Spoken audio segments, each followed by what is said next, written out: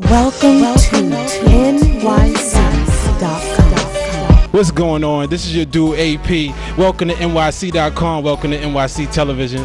I'm out here. I'm doing my thing. We out here in California, and we out here with one of the top boxers out there right now. He goes by the name of Johnathon Banks. Okay, Johnathon Banks. Where you coming from? All the way from Detroit. Wow. Detroit is definitely in the building doing their thing. Now, Johnathon, we just the other day on Welcome to NYC, we put one of your fights up, right? We put some footage of one of your fights, and in a matter of like 2 or 3 days, the joint is already getting like 15,000 hits.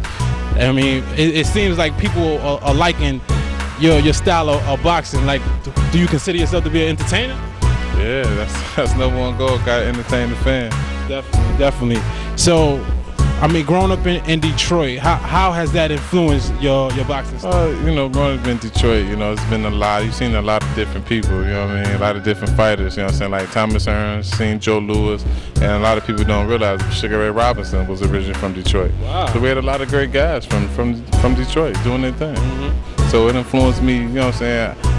It's like, greatness is out there. Only thing you gotta do is go get it. Definitely. I like those words. Name someone who has influenced your career as a boxer. As of right now, the heavyweight champion of the world, Vladimir Klitschko, and his brother Vitaly Klitschko. Okay. They influenced me a whole lot.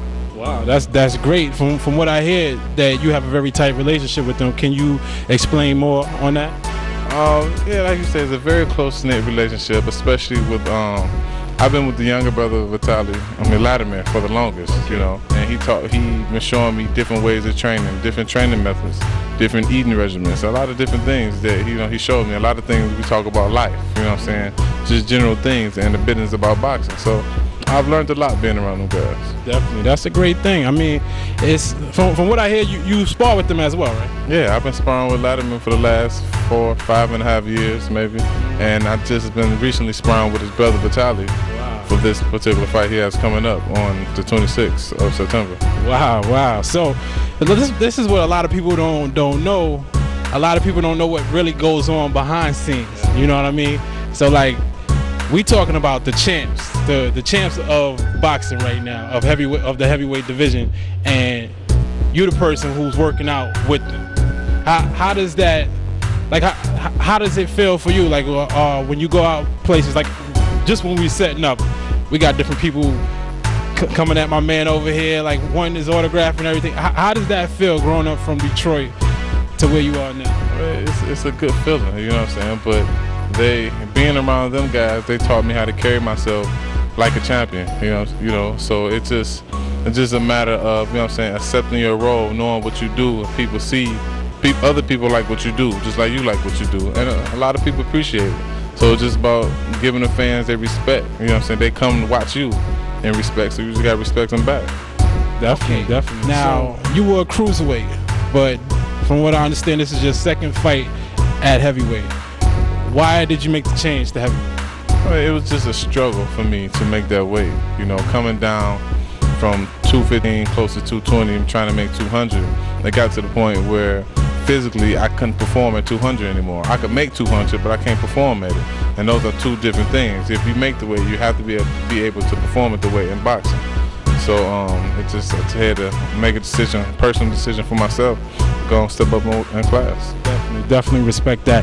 So from a boxing fan's point of view, how do you think when Roy Jones goes up and down in weight, how do you think that has affected his career? Well, first of all, I believe Roy Jones is one of the best fighters of our times. He moved up to heavyweight, got the heavyweight crown. But I believe his biggest mistake was going back down to light heavyweight, which he shouldn't have done, and that took a lot from him. And what it took from him, he never was able to gain back. Definitely. This is a smart man, right, Johnathon? So a couple of years ago, out in New York, I believe it was a Hammerstein Ballroom, you had comeback fight of the year, and when you fought against Alicio Castillo, right? Yeah. Castillo.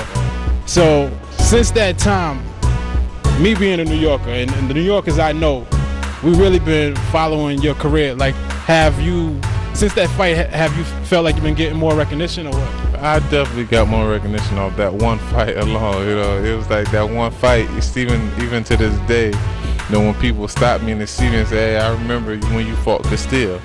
You know, I remember you came back. I seen it. Some people seen it live. Some people seen it on TV. Some people seen it months later down the line. You know, I never thought like, you know, that one night would follow me all these years. Wow. You know what I'm saying? But it's been a great deal. I heard a lot of negative things, but at the end of the negative things, they had to say something positive about it because I did come through with it. Definitely. So I heard a lot of good things about the fight. So it was great for me. What is that like to get knocked down, but then to get back up? Like, what's going through your mind? I mean, you know, it's always looked at as normal life. You know what I mean? I said in life, I've been, you know, because coming from the you know what I'm saying, not so popular neighborhoods, not so popular streets, coming from Detroit, you being from a city, you know what I'm saying, they got all this unemployment, you're already knocked down right there. You know what I'm saying? So I just looked at it as a part of life. You know what I mean? You get knocked down in life, so you gotta get back up. So I took that in the ring with me. So, you know, I don't stop. I'm not gonna stop until I get stopped. Yeah, that good stuff. So now tomorrow you got a big fight. Yeah. So what do you think about your opponent in tomorrow's fight? I think my opponent is just one of the toughest guys I've seen yet. You know, he's one of the toughest guys I've seen. He's definitely coming to win, and we definitely coming for an upset. We definitely coming to upset him in his hometown, and we go back home after that. When you win, who are you looking to fight? I'm not looking past the guy that I fight tomorrow. I fight him. Once I fight him tomorrow, once I beat him, the exact second after I beat him, then I'll be looking forward to someone else in the future. Definitely. What type of regimen? How do you prepare for a fight? Well, first of all, you get up in the morning. I do my road work, and then I hit the weight room. You know, and later on in the evening, I go to the boxing gym and get my boxing in, other type of exercise and stuff like that. That's cool. And do you play any other type of sports to help you stay in shape or what? Yeah, I swim and I play basketball. Okay. Let me find out. My dude is like Michael Phelps or something out there. Let me find out. You a swimmer like that? Yeah, I swim at least 45 minutes, at least 2-3 days out the week. 45 minutes. The story that like growing up that you had like you had gotten into an accident or whatever, like an accident that I mean you could have almost not have been here. Yeah. So. Can you elaborate more on that story? In 9th grade, I was in a car accident with me and I want to say 3 more of my, one brother, 2, and 3 more of my sisters.